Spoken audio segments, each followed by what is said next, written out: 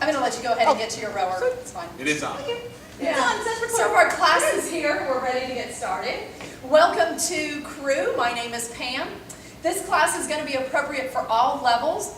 I'm going to be going over technique, different parts of the row, and different parts of the rower today. If you are new to rowing, just keep in mind some of these terms might be new to you. I'd encourage you to possibly attend one of our beginner crew classes, or maybe even just to continue to come to rowing more often. You'll get more familiar with these terms, with your rower, with your pace. So first thing I'm going to go over is a little bit of the rower itself. So I'm going to demonstrate right here.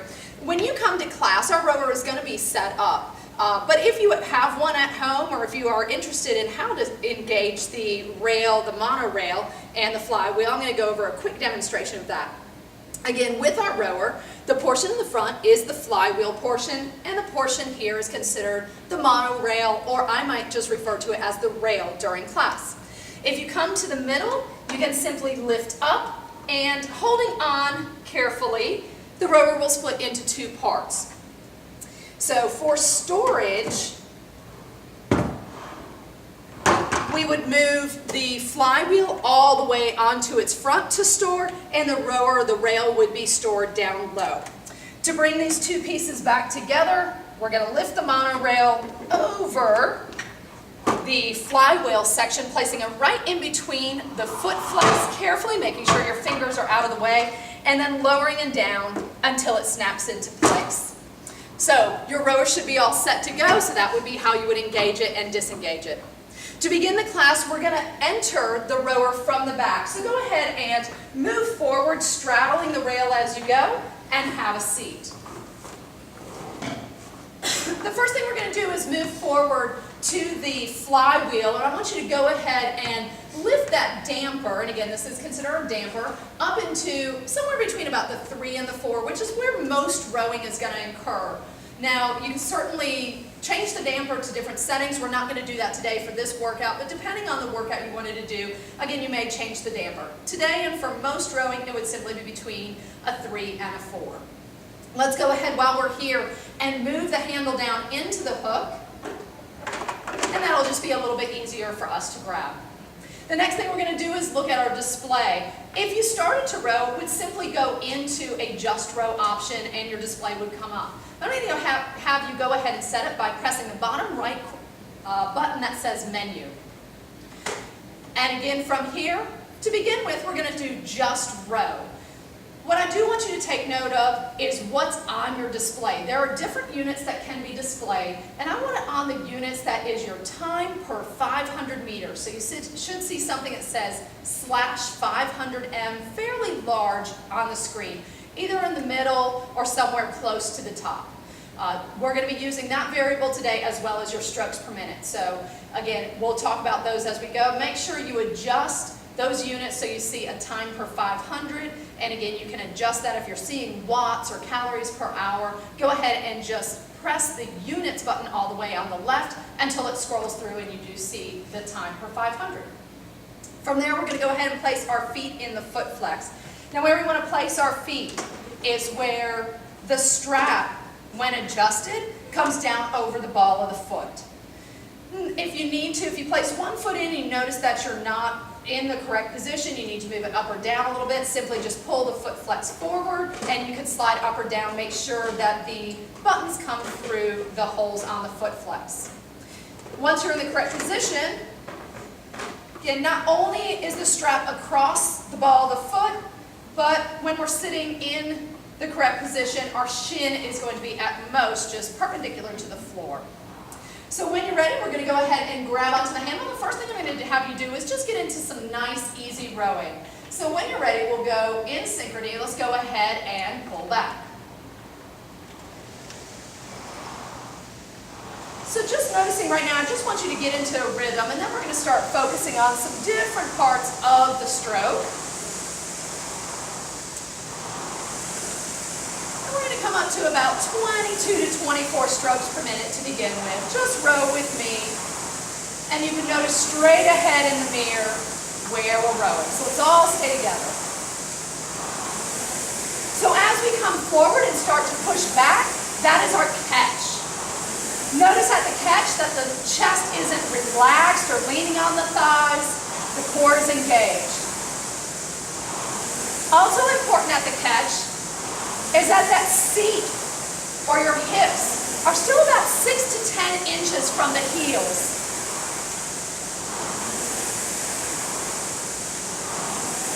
So again, as we start the catch, as we start the drive, we're in the catch, the hips are slightly behind the shoulders, and that'll produce the energy coming from the legs rather than from the low back. All right, so now that we're familiar with that catch and driving back, the next phase of the row is the drive.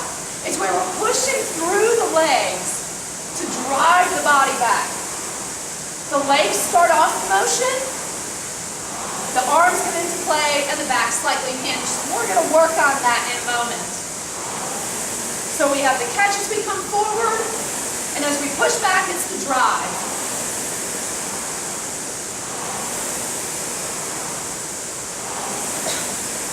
As we change from the drive to coming forward, that's the finish. So it's that moment where we've fully extended our legs, and before we start to move forward, we're in the finish. And then finally, as we come forward, that's our recovery. And it's just as it sounds. You're sliding forward on the rail.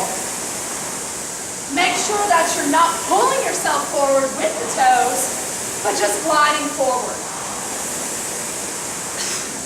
A way you can keep from doing that is to press your feet lightly into the foot flex. So again, make sure you're not pulling the toes against the strap. You can actually actively press the foot against your foot flex.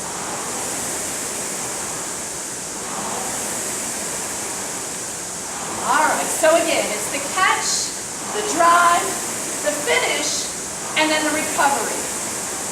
And again, I'll use those terms as we go. So let's do a little bit of a drill next. After 4 more strokes, we're going to sit in the finish. This is 4, 3, 2, and 1. Let's go ahead and sit back in the finish. We'll sit nice and tall to begin with. Shoulders right over the hips. The first thing we're going to do is an arms only drill. So with me in 3, 2, 1. Let's pull the arms back and out. Now this is fairly quick because we always want to keep the arms moving during our row. So again, the legs are straight but not locked out. Looking great. Shoulders down. And again, that handle is always just coming straight back to the abdomen and straight out. The shortest distance between 2 points is a straight line. So again, we don't want any wasted energy by the handle coming up or down.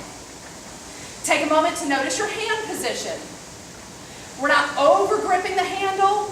The thumb is placed under that handle, great. And then the arm is straight or parallel to the floor as you pull back and go out. So not too excessive of a bend in the wrist, but rather that arm is straight. Let's add in our back next. After 4, we'll stay in the finish. 3, 2, and 1. And now we'll add a slight hinge. So if we're sitting with our shoulders directly over our hips, we're at 12 o'clock. And we're only hinging, if you can imagine, between 11 o'clock and 1 o'clock. The legs are staying straight at this portion of the drill. So we're doing arms and back only with the legs straight. So again, notice that hinge at the hips. It's only about 5 or 10 degrees at most in either direction. It's not a big movement, but we are just hinging at the hips. Now notice as the arms go forward, that the arms are extending out past the legs before the knees begin to bend. And that's important to make sure that we don't have to jump the knees with the handle. So we'll do 4 more here, then add in a quarter slide. It's 4, 3, 2, give me 1 more here. And now add in that quarter slide. So it's back, small bend in the knee. Again, still ensuring that you're hinging forward and the arms are extending before the knees bend. Excellent. Let's go 4, 3. All we're going to change is to come into a half slide. One more. So this time come a little further forward into a half slide. So bending the knees a little further. And again, still noticing that you hinge forward and the arms extend before those knees pop up. Great job. Sometimes we'll refer to this as creating a box.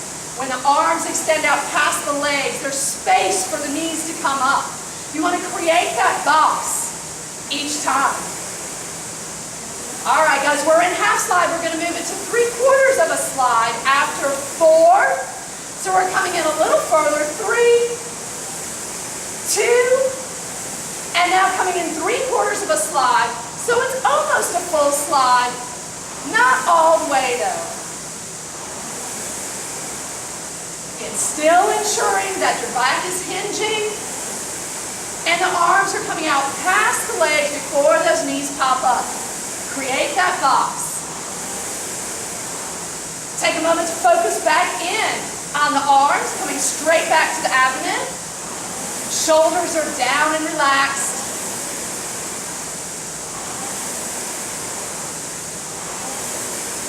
And let's go 4 more. We'll go into a full slide.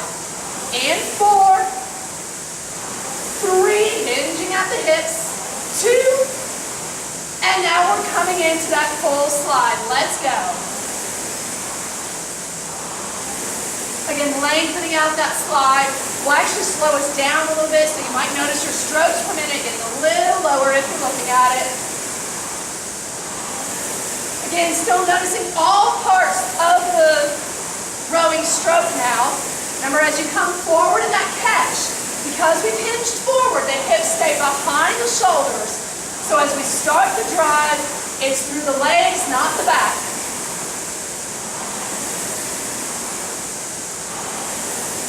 And so we're going to go just about 5, 4, 3, 2, how about 1 more, and go ahead and place the handles in the hook. Nice job. If you want to take a couple of moments to just bend the knees and straighten back and forth, we're going to get into our workout. So now you know all the parts of that rowing stroke. Go ahead and come forward, and you're going to press on the black tabs to open up some space in those straps. Kick the feet up, and then you can walk forward. So now we're going to set our monitor, and one thing we should have looked at before was the positioning of that monitor up or down. Notice that you can tilt the screen, and you want it just about eye level, so you neither have to look up or look down to see that monitor. We're going to press the menu button again, and that should take you back to a selection that starts with just row. And we're going to go to select workout to set some intervals today. From here, we're going to go to a new workout, which is your bottom choice. And then you're going to go to intervals time, which is your 4th choice down. Again, we're going to set our intervals today for a minute of work, followed by a minute of rest. So it may already be under set time as a minute. If it's not, you're going to use your plus or minus button on the right-hand side, the 2nd and 3rd button down, to adjust that. Again, 1 minute, and you'll toggle over to change each of the numbers with that top button, which is the right arrow. So when you have a 1 set, so it's just say 0, 1, colon, 0, 0, go ahead and use that top button to toggle over until you get to set rest time. And there we'll want 1 minute as well. So again, set it for a minute of rest using the plus or minus button, and then again, use your arrow over to set. Once you have a minute set time and a set rest time of a minute, you're going to press the very bottom button that is a check mark. And then we're going to go ahead and get rowing today. So, feet go back into your foot flex.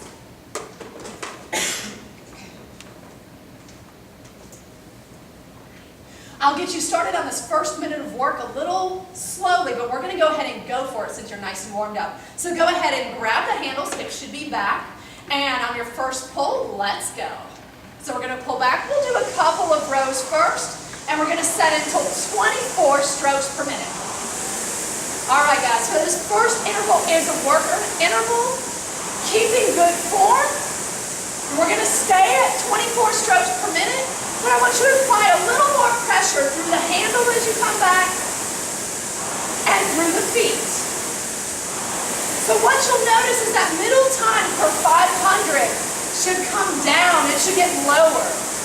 That's your pace. Now on the rower, as you drive back, your drive to recovery should be about a 1-to-2 ratio. So it's going to take you twice as long to come forward on the rail as it does to push back. Notice that split time. Notice your time for 500. And 5 seconds. 3, 2, and 1. You should see your monitor change to where it says interval 1. You no longer have your time for 500. This is a recovery. We're staying at 24 strokes per minute. So what I want you to notice on these intervals is that how hard you go, how good of a workout you get, isn't dependent on how fast you go back and forth on the rail, but it's more about how hard you're pulling on that handle and pressing back through the feet.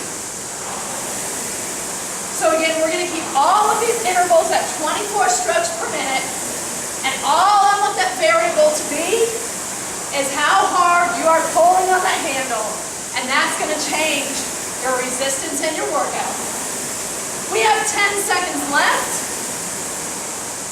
and we go back to our next work interval. In 3, 2, 1, let's pick it up, staying at 24 strokes per minute, but noticing that middle number, noticing that pace. Can you drop it down a little bit by pulling a little harder? Keep in mind, you still have 40 seconds here.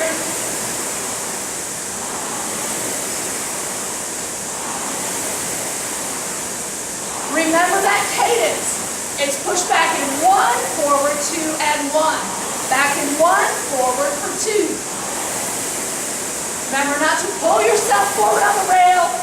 You don't want to boomerang forward. It's a recovery.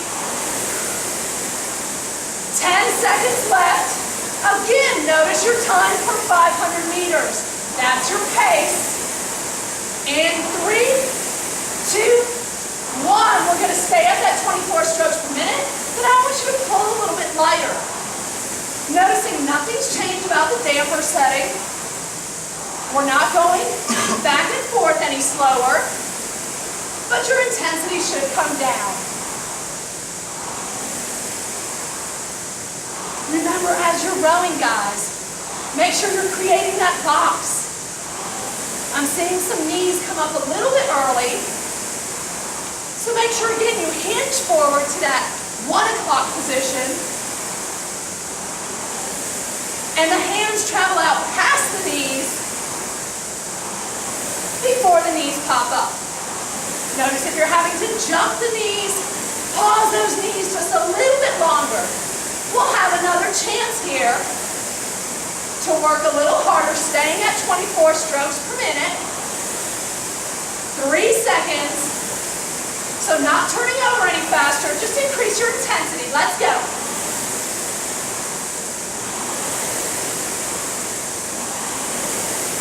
Looking great. Again, think of that 1-2 cadence. You guys have it. Awesome. Ensuring again that the knees don't pop up too soon, and you guys are looking great. Arms are moving throughout the entire stroke. They never stop.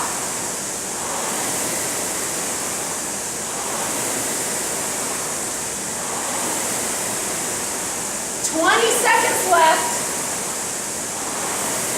Check out that time for 500 again. By applying more pressure, pulling harder, notice that that number comes down. 5 seconds. 3, 2, 1, and recover. Staying at 24 strokes per minute. We'll do one more work interval. And this time I want you guys to notice that the legs are straight as you begin that drive. So make sure you don't bend those arms too early. Focus on that now as well as through the next work interval. The legs drive you back. Now when I say the arms are moving, it's because the arms are coming along with you. So again, we're constantly moving, but make sure they don't bend too soon. All the muscles in the arm are a little smaller. So if we start bending them too soon, they're going to wear out. Let the legs do the work to begin that drive. One more interval. See if you can bring that time for 500 down just another second or two. 5 seconds. 3, 2, 1. Last one. Stay at 24. Remember, drive with the legs, ensuring that the elbows don't bend too soon. So we're putting it all together in this minute, guys. Legs drive.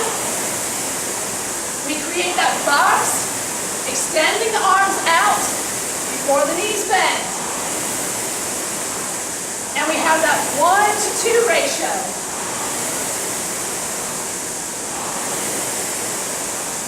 All right, guys, check out that time for 500. Make sure that you're being as efficient as possible. So going as most distance you can with each pull. 15 seconds left. 10. Everybody looks great. Keep it up for about 2 more strokes. Last one. Continue a minute of recovery. So we're going to finish a whole minute of recovery here. We'll eventually come to a stop with our rowing. If you feel like you need to continue moving a little bit more, please do. Otherwise, we'll go ahead and bring it to a stop. We would typically end with some stretches. And again, I'll let you guys do that on your own today. So really light pressure now against that handle. Still staying around 24, maybe slowing down a little bit more. Of course, we don't have the strokes per minute up right now, so feel free to just slow down a little bit. Focus on some nice deep breaths.